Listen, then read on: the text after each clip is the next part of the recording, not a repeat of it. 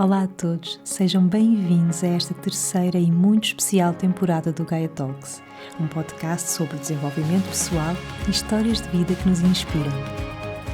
Esta será uma temporada totalmente no feminino, onde temos o apoio aconchegante da Rituals Cosmetics. Sejam muito bem-vindos a esta jornada onde a saída é para dentro.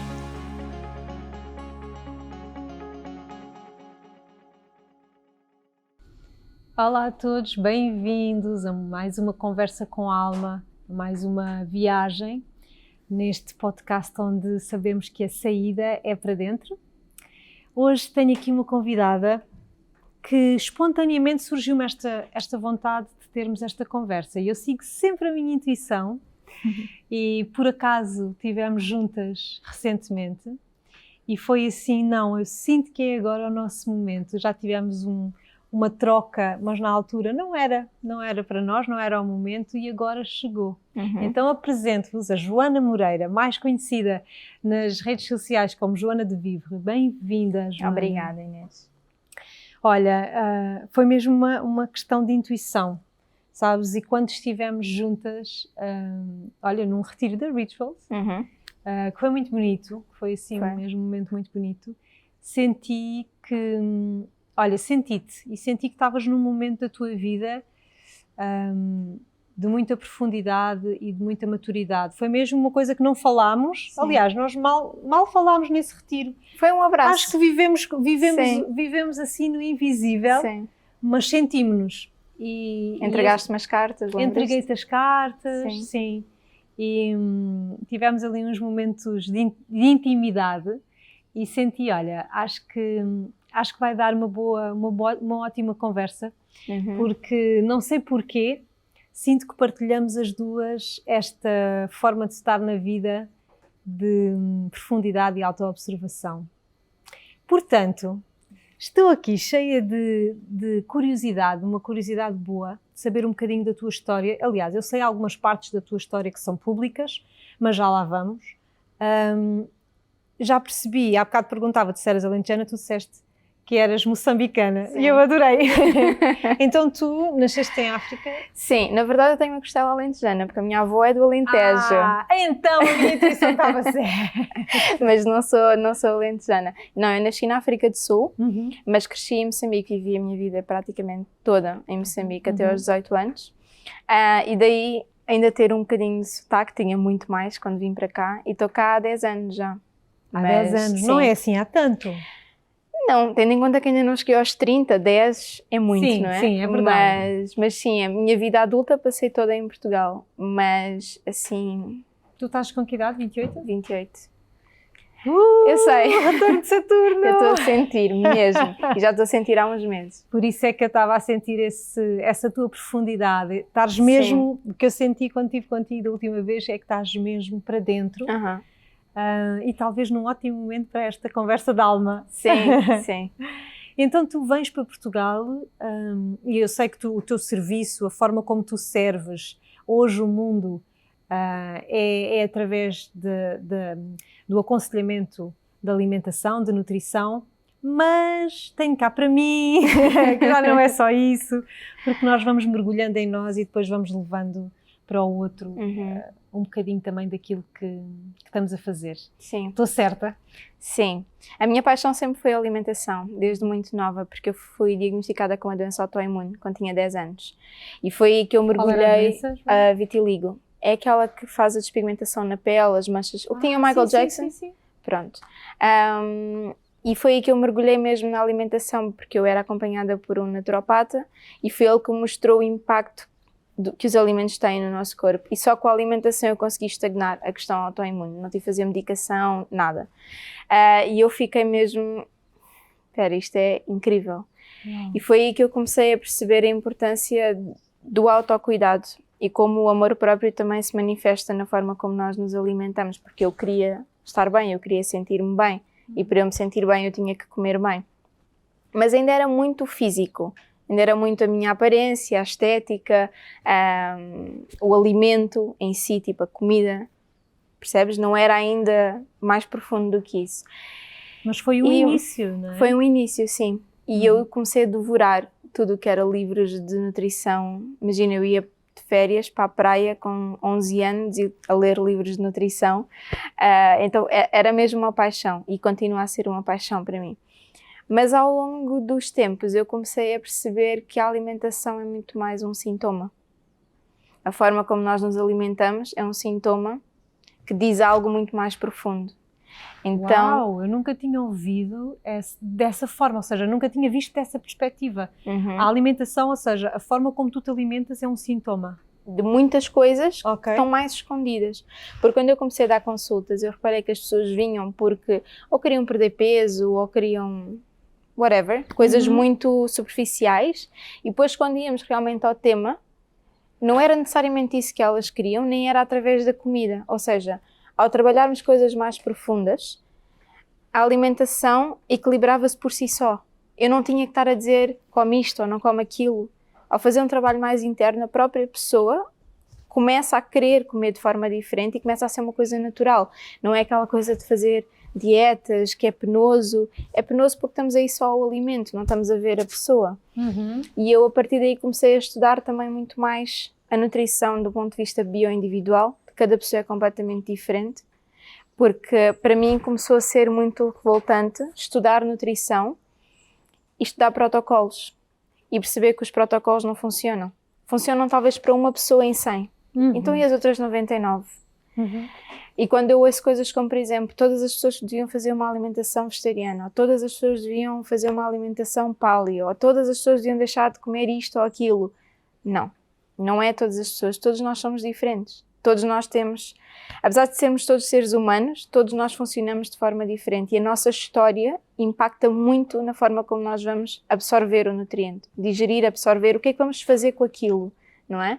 Então eu e tu, com histórias completamente diferentes, com energias completamente diferentes, nós não vamos metabolizar o mesmo alimento da mesma forma. É absolutamente revolucionário o que tu estás a trazer, não é? O que tu estás a dizer que nem todos os alimentos vão ser absorvidos, digeridos, assimilados da mesma forma, porque temos histórias e vivências e experiências emocionais diferentes. Isso é brutal.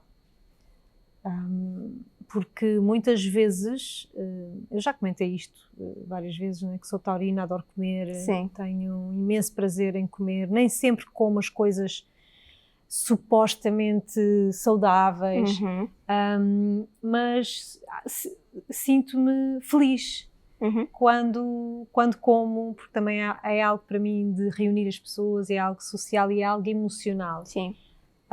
E é absolutamente maravilhoso poder ouvir alguém dizer-me que, olha, calma, não tens que, não é? Podes. Bem, então, mas espera, enfim... Conta-me como é que tu chegaste aí. Foi através da tua própria história? Foi. Começaste a perceber que a tua alimentação era um sintoma, e se calhar a tua doença autoimune, como é óbvio, da tua história de vida e daquilo que tu passaste? A que conclusão é que tu chegaste? Para mim a saúde tem todos os níveis, tem o físico, o mental, o emocional, o espiritual. Nós não podemos olhar para a saúde só como físico, nem só isolar sistemas, tipo é um problema cardíaco, não, é um problema do sistema. Exato. E o espiritual tem impacto no sistema, não é? Porque é um todo, o sistema não é uma coisa isolada. E eu acho que foi muito através da minha história e todas as coisas que eu fui passando, eu passei por fases em que eu era mesmo obcecada por aquilo que eu comia e hoje olhando para trás eu vejo um certo distúrbio porque eu era mesmo muito teimosa com a minha alimentação e não podia comer glúten de forma nenhuma e não podia comer laticínios de forma nenhuma e tinha que ser assim, mas eu estava sempre chateada com a vida. Então, por muito que eu achasse que estivesse a comer bem, eu não estava bem. Então, de que é que me adiantava comer um prato de brócolis se possivelmente eu nem sequer ia conseguir utilizar os nutrientes daqueles brócolis porque eu estava zangada? Claro, estavas aí a produzir cortisol. Sim, exatamente. Ao mesmo tempo que estavas a comer muito bem. Mas, ou seja, é um contrassenso. Exatamente. Então isso que tu disseste, é muito mais importante o estado em que nós estamos quando vamos comer do que necessariamente aquilo que estamos a comer. E as pessoas dizem, então posso comer McDonald's todos os dias se estiver feliz. Mas será que vais estar feliz a comer McDonald's todos os dias? É importante também olhar para o corpo, olhar para dentro e não olhar só para o prazer imediato. E é preciso muita conexão com o corpo para fazer isto. É perceber, eu comi isto e como é que eu me sinto Depois, o dia todo, a longo prazo, como é que isto me faz sentir? Eu posso comer uma coisa com glúten, com laticínios, mas que foi feita à mão por uma pessoa que eu adoro, que me recebeu em casa dela e aquilo vai-me saber super bem. Mas se eu for comer sozinha em casa e estiver chateada e for uma salada, se calhar não me vai fazer assim tão bem. Porque nós não podemos dissociar o nosso sistema digestivo do nosso sistema emocional também. Então, um afeta o outro constantemente. Então é muito importante a pessoa olhar para si. Sair um bocadinho daquela ideia de que eu noto que as pessoas vêm ter comigo à procura de uma pílula mágica.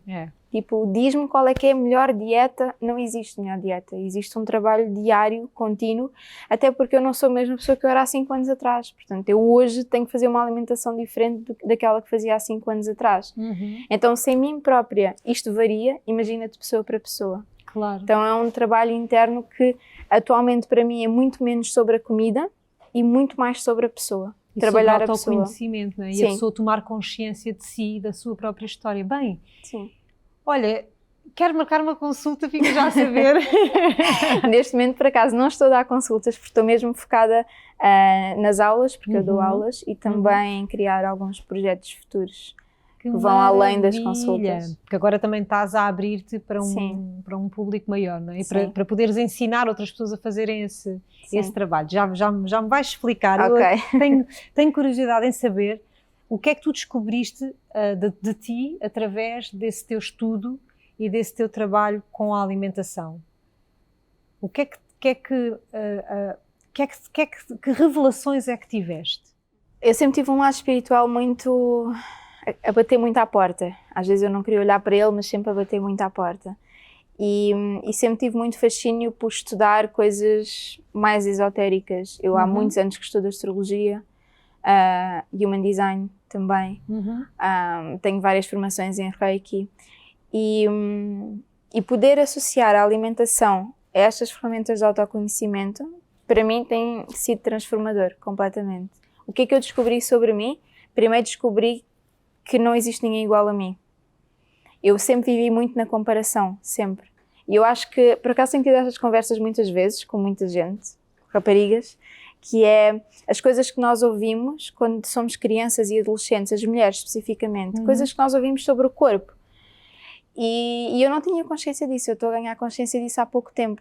De coisas que eu acho sobre o meu corpo que não são opiniões minhas, são coisas que eu cresci a ouvir. São vozes que ficaram a ecoar dentro de ti. Não necessariamente direcionadas a mim, mas, por exemplo, estar na praia e ouvir um familiar a dizer: olha, aquela que está ali está tão gorda, não sei o quê. Pronto, nós crescemos com esta ideia de que o corpo é tudo e o corpo dá toda a informação e é a única coisa que importa. Então, sair desse padrão de usar a minha voz interna e não necessariamente a voz dos outros para perceber quem é que eu sou, o que é o meu corpo. Porque o meu corpo não é um quadro, não é que está ali na parede. O meu corpo serve para eu viver a minha vida, as experiências, então ele tem que ser valorizado. E eu sou muito a favor de uma alimentação equilibrada, saudável, sendo que isso é muito subjetivo, não é? Claro. Depende de pessoa para pessoa, mas a alimentação que te permite viveres a vida que tu queres viver. Isso é super importante, porque se tu tens um estilo de vida e uma alimentação que não está de acordo com quem tu és, então, what's the point? Por muito saudável que seja, aos olhos das outras pessoas, não é? Então, tenho percebido muito essa questão da bioindividualidade, do que é que me faz vibrar. Aliás, a carta que eu tirei era da alegria, lembras-te? Então, perceber e buscar também alegria no meu dia-a-dia, tanto na comida, e aqui eu não quero dizer usar a comida como uma bengala, porque é o que a maior parte das pessoas faz, é uma bengala emocional, e eu falo muito disto nas minhas aulas. Nós temos buracos emocionais e aprendemos a tapá-los com comida.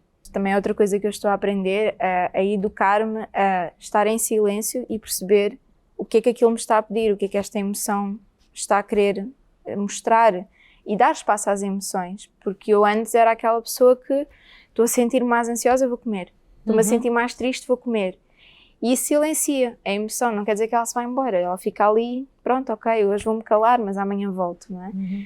Então tem sido muito esta aprendizagem. E também tinhas compulsões alimentares? Não. Compulsão não tinha, mas utilizava muito a comida para silenciar as emoções. Sim. Nunca cheguei a uma compulsão.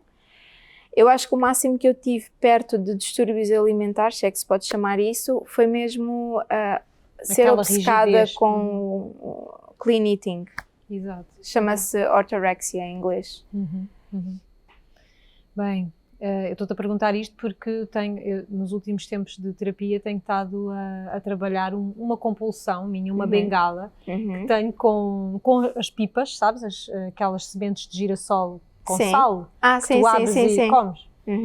E eu tenho, quando estou em fases de maior ansiedade, de muito trabalho, quando chega à noite que está tudo calmo, eu vou lá ao meu saquinho e tuca, fica ali. Sim. E levei isso para a terapia. E tem sido muito interessante fazer o processo de desapego desse hábito, mas com consciência, sem ser uma coisa abrupta, sem ser rígida para mim. Então há dias que como 3 ou 4 e fico ali a olhar para elas em diálogo interno, em diálogo com elas. Então é muito interessante perceber como a comida nos diz e nos traz informação sobre o que está a passar cá dentro. Sim, é por isso que eu digo que é um sintoma. Porque se nós estivermos atentos à nossa relação com o alimento, nós conseguimos perceber tanta coisa sobre nós. Eu consegui perceber, por exemplo, que partes de mim eu não gostava. Só observar a forma como eu me alimentava. Eu consegui perceber que emoções é que eu estava a silenciar. E ao eu perceber isto, só quando eu tenho consciência é que eu consigo transformar. Então tem sido muito importante mesmo as minhas emoções acompanharem-me neste processo, porque eu acho que depois consigo chegar às pessoas também de uma forma muito mais com humana. essa experiência, né? Com essa humanidade. Sim. Né? Olha, Joana, estavas-me a dizer que tens 28, portanto estás aí, como sabes da astrologia, sabes que essa é uma fase de grandes transformações, mas na realidade, há uns anos atrás, acompanhei o teu processo público da tua perda, da perda de um filho, do teu primeiro filho, presumo eu. Sim. E eu sei que tu, alguns, já deves ter falado em alguma outra oportunidade ou podcast, mas não queria perder a oportunidade, e até porque falámos em off que estarias à vontade para falar de tudo, não queria perder a oportunidade de trazer esse tema, até porque temos sempre muitas mulheres que escutam o podcast e muitas delas também já passaram pelo mesmo que tu, seja numa fase mais avançada, seja numa fase mais precoce, mas é sempre uma perda. E não sei, sentes que esse foi o processo, a tua maior dor até agora que tu tiveste que ultrapassar? Como é que tu viveste isso? Olha, eu tenho sempre um bocadinho de dificuldade de falar sobre esse tema só por um motivo, que é, eu tenho sempre medo de como é que a minha mensagem vai chegar ao outro lado. Claro. Porque cada pessoa vive isto de uma forma completamente diferente e eu não quero minimizar a dor de ninguém. Claro. Para mim, o mais importante de tudo foi eu ter respeitado o processo de luto. E o que eu vejo as pessoas a fazerem é quererem fugir, mais uma vez, do sentir. E para mim, eu não estaria aqui hoje, eu não conseguiria estar a falar sobre isto se eu não tivesse respeitado o processo de luto. Há bocado falámos de processos de luto, não é? Que temos que fazer de coisas do dia-a-dia. Mas eu sinto que ter respeitado isso foi o que me fez conseguir estar aqui a falar e a transmitir esta mensagem, que eu espero que ninguém sinta que está a ser minimizado pela minha experiência. Mas olha, eu lembro-me perfeitamente de quando foi público, eu chorei um dia inteiro. Porque também abriu, olha, até me estou a emocionar agora, porque também abriu um tema na minha vida, que também é público, também já falei dele, de um aborto que fiz. E a dor que é a perda, seja ela a perda de um filho, seja ela por que motivo for ou como acontece, é uma coisa que eu acho que nunca fica sarada. Aprende-se a viver com. Sim. E tu tiveste uma experiência, nem toda a gente saberá da tua história, muita gente saberá, mas tu tiveste uma experiência bastante dolorosa, porque tu viveste a gravidez até ao final. Sim, literalmente até ao final. Literalmente até ao final. Portanto, estavas de quantas semanas? Estavas 41. Já no termo, portanto 41. Sim. E o que é que aconteceu? Foi um nó no cordão e foi... Lá está, é tão difícil para mim falar sobre isto, porque eu começo a imaginar as pessoas a ouvirem e a acoplarem à história delas, mas basicamente chegámos às 40 semanas e eu decidi que eu não queria induzir, porque eu respeito muito as ordens da vida e do universo, e eu falava muito com o bebê e eu dizia, quando quiseres, eu estou bem com tudo. E eu dizia isto, eu estou bem com tudo. E estava mesmo. E fomos à última ecografia, fazer os CTGs e etc. E a minha médica disse, olha, já estás a chegar às 41 semanas, vamos dar aqui mais 2 ou 3 dias e depois vamos induzir, porque ele já está muito grande, já estava com 4 quilos. E eu disse, está bem, ok, já dei aqui um espaço, tudo bem. Fui para casa e nesse dia eu comecei a sentir-me mal disposta. E até me lembro que estava no Starbucks, eu nunca mais consegui sentar-me num Starbucks depois disso. Estava sentada e comecei a sentir-me estranha. Não é enjoada, é estranha. Só mesmo, tipo, sabes quando estás mesmo a sentir que alguma coisa não está bem, mas não é tanto física, senti-me estranha. E fui para casa e depois no dia seguinte acordei e fomos almoçar à casa dos meus pais e eu continuava a sentir-me estranha. E reparei que já há algum tempo que eu não sentia o bebê a mexer. E ele era super ativo, mas eu pensei, pá, ele está grande, se calhar não tem assim tanto espaço. Mas achei estranho e liguei à minha médica, olha, não sinto o bebê a mexer há algum tempo. E ela disse, então vais para o hospital só para confirmar que está tudo bem. E quando chegámos lá, disseram-nos que não estava tudo bem. Não nos disseram da melhor forma, e eu acho que foi a parte mais traumática, foi a forma como a notícia nos foi dada.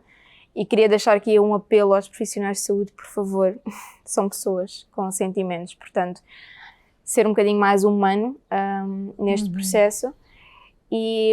Mas não foi a minha médica que me disse isto, foi o médico que estava na urgência na altura? Sim, mesmo na maternidade. E a minha médica depois foi um anjo e foi também muito graças a ela que eu consegui, se calhar, sobreviver a isto, porque se eu não tivesse tido a orientação dela, que é uma pessoa também muito espiritual, eu não sei se teria sequer conseguido fazer o tal processo de luto. Então foi muito importante, fizemos círculos com outras mulheres que também tinham passado pelo mesmo.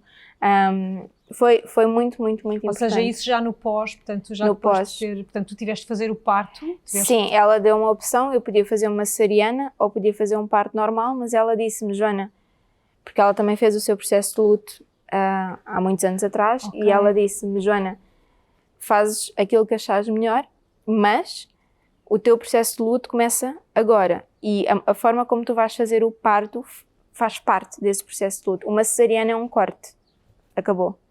Um parto normal vai-te permitir sentir as emoções todas com calma, e foram 3 dias, 2 dias e meio em trabalho de parto. Portanto, eu consegui mesmo sentir tudo, entendes? Se fosse uma cesariana teria sido muito bruto, e mais uma vez eu não estou a dizer a ninguém em casa que fez uma cesariana que fez mal. Claro, mas eu tive que fazer. Pois, eu senti que eu tinha mesmo que sentir, sabes? A fundo. E foi um parto normal, super induzido, eu estava mesmo completamente drogada, e pronto, e foi assim. E tu, a partir desse momento, certamente entraste numa outra dimensão da tua vida e do teu ser. Sim, foi mesmo... Foi um portal também. Foi. Eu hoje olho para trás e sinto que a Joana antes do Gabriel existia, sabes? A Joana depois do Gabriel está a caminho dela mesmo. Antes disso, não. O que é que mudou? O que é que mudou? Comecei a ver a vida de outra forma. Comecei também a relativizar certas coisas e eu tenho muito respeito pela missão dele. Se me perguntares se eu sei qual é a missão dele a 100%, não sei, mas a que me toca a mim eu sei qual é. E tenho mesmo muito respeito por isso. E eu acho que para mim seria um bocadinho faltar-lhe ao respeito a ele, pelo sacrifício dele, não viver desta forma, entendes? Não aceitar essa missão. Então eu acho que foi isso, foi mesmo aceitar a missão e vivê-la. Aceitar a tua missão de vida? A minha missão de vida, também em parte me foi transmitida por ele. Sim. Podes partilhar connosco? Se calhar não, já. Mas algo muito especial também nasceu ali naquele momento em que Sim. houve uma morte, mas também houve um renascimento. É isso, porque toda a morte é uma transformação. E eu sinto mesmo que o que ele fez foi um sacrifício para me mostrar algo que eu não estava a ver. E veio trabalhar muito também a minha dinâmica familiar. Ok. Abriu-se uma porta do género, vivíamos uma ilusão e de repente abriu-se uma porta que tipo, olha, é isto que está aqui. Portanto, vamos olhar para as coisas. E mudou muito a minha dinâmica familiar, com os meus pais, familiares, avós, etc., que tem sido muito importante também no meu processo de autodescoberta, porque eu sinto que eu realmente vivia numa ilusão. E ele veio mostrar o que é que estava ali por baixo. Veio-te trazer clareza. Sim. Entretanto, já foste mãe uma nova vez, não é? Sim. Outra vez, portanto já és mãe de um bebê, tem quê? 2 anos? Vai fazer 2 anos agora em agosto, sim. Nasceu na mesma sala de partos que o Gabriel. Uau!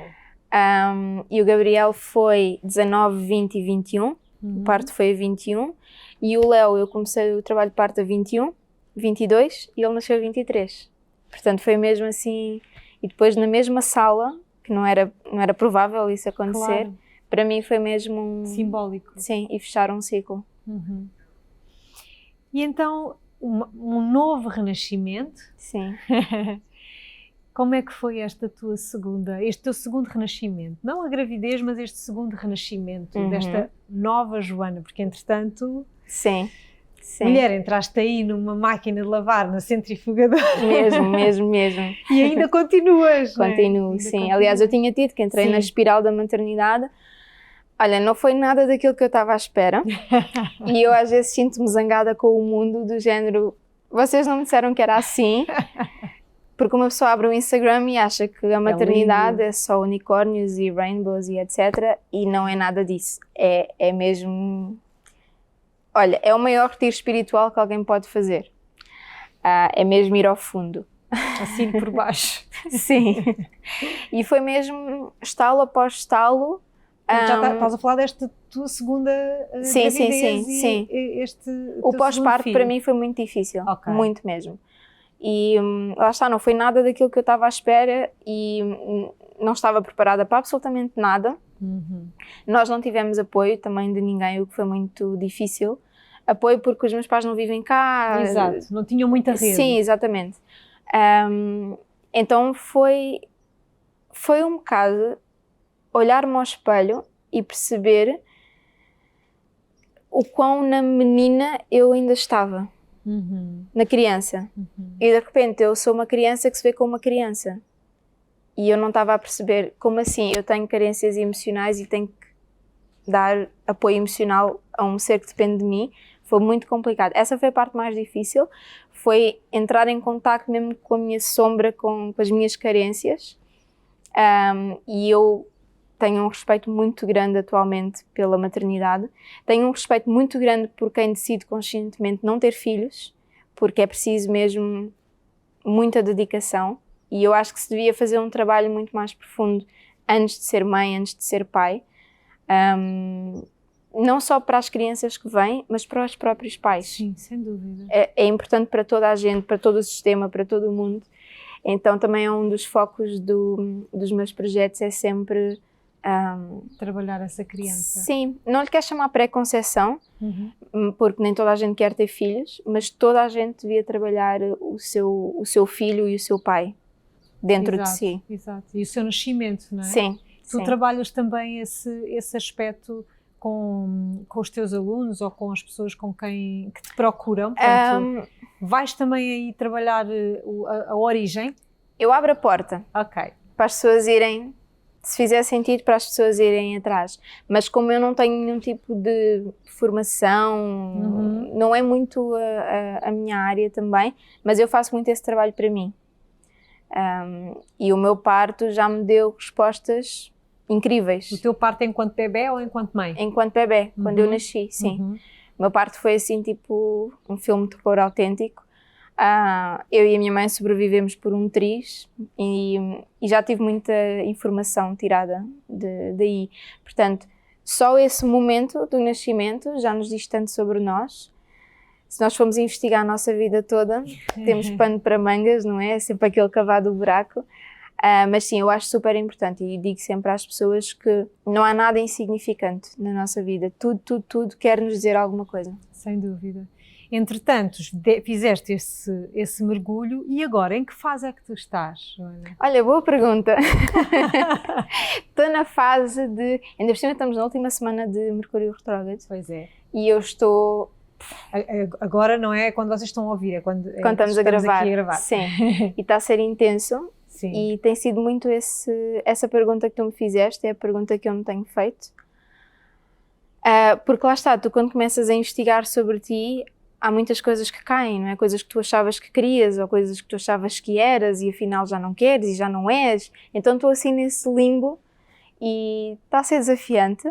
Tenho mesmo necessidade de ir para o meio do mato, para uma cabana, tipo, não me chateiem, não quero internet, não quero ninguém, preciso só de estar.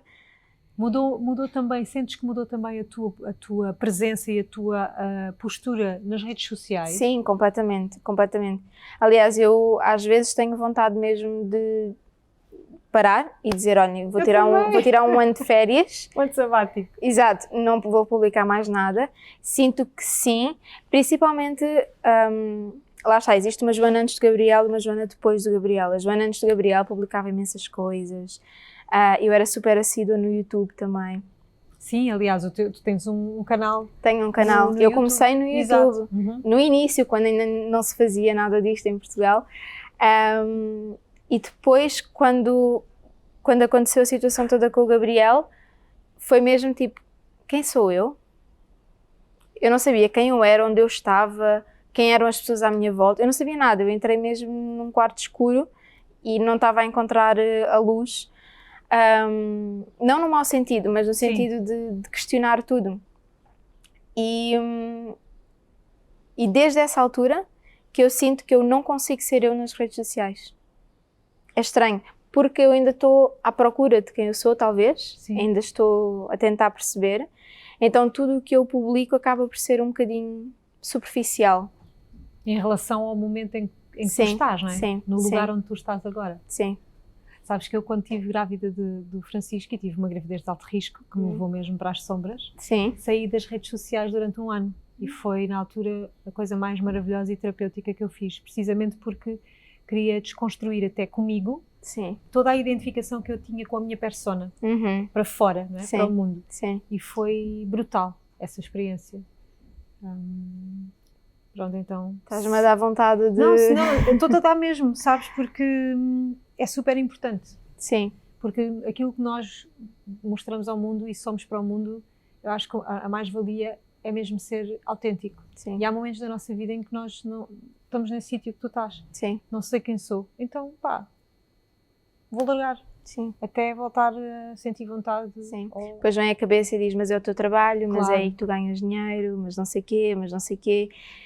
Mas sim, sinto muito isso. Não consigo ser autêntica neste momento.